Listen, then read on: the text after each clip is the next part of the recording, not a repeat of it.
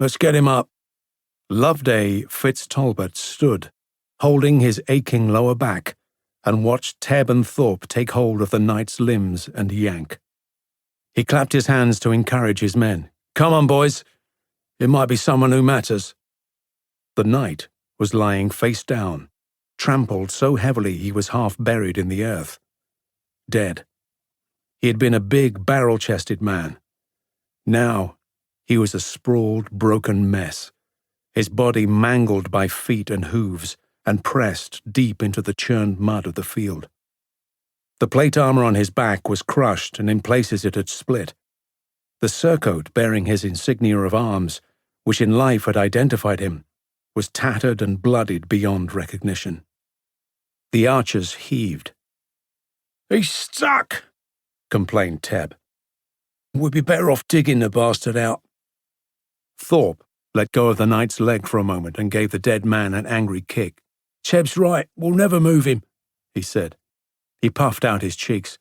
"Let's just cut that rag off him and send it to the king's men so they can work out who he was. Then we can move on." Loveday said nothing. He understood his men's frustration. They were all sore, hungry, dirty, bloody, thirsty, and worn out. He handed Thorpe his flask. The dark-haired bowman grunted thanks, then drank deeply. He swallowed a couple of times, spat out half a mouthful of the murky liquid, and scrunched up his face. "Water?" "Aye," said Loveday. "That's all they're giving out for now. Ale's gone." Thorpe shrugged, resigned. "We'll be back in England soon enough. Thank fuck. Plenty of ale there." He shielded his eyes from the late summer sun and glared around the field. Everywhere, groups of men just like them were picking over corpses, removing anything valuable before the bodies were dragged away feet first for burial in long pits. There were thousands of them. All had fallen in a battle that took place there 2 days earlier, beside a vast, dense, dark green forest called Crécy. The 6 Essex Dogs had fought in the thick of that battle. Now they sorted and pilfered its dead. Thorpe turned back to the knight and booted him again, though with less force than before. Tebb put his hand on his friend's shoulder. "Come on," he said. "One more go. No point giving up. He could have something good on him." Tebb flicked his long grey plait of hair over his shoulder. It was stiff with dried sweat and blood. He re-gripped the knight's right arm. Thorpe sighed and grabbed the right leg. The 2 men heaved again, bending their knees, digging their heels into the uneven ground and straining until the veins sprang on their foreheads. With a sucking noise, the knight began to lift, but his left arm was thrown out awkwardly behind him, and once the archers had him half-turned, Tebb slipped, and the knight flopped back down onto his front. Loveday felt a heavy trudge behind him and turned to see Scotsman arrive.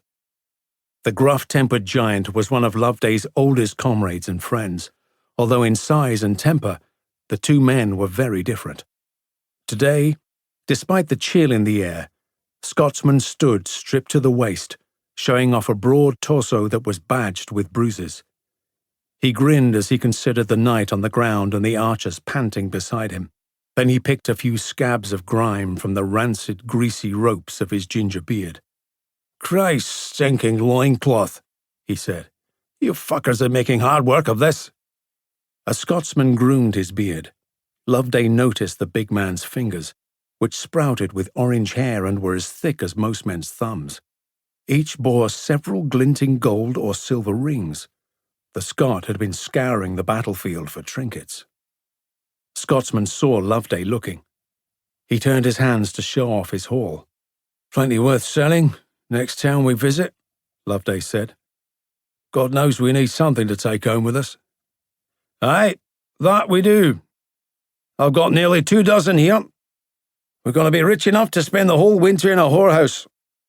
The Scot chuckled and turned his attention to Tebb and Thorpe, who were still struggling with the half-buried knight. "Move over, you flea-bitten English bastards," he said. The archers stepped back, exhausted. Scotsman took hold of the dead man with one hand and heaved.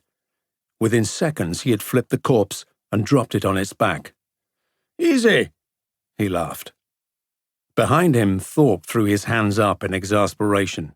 "Baptist bollocks, Scotsman, we did all the hard work and you just stroll in and—" But as he looked down at the knight, he tailed off.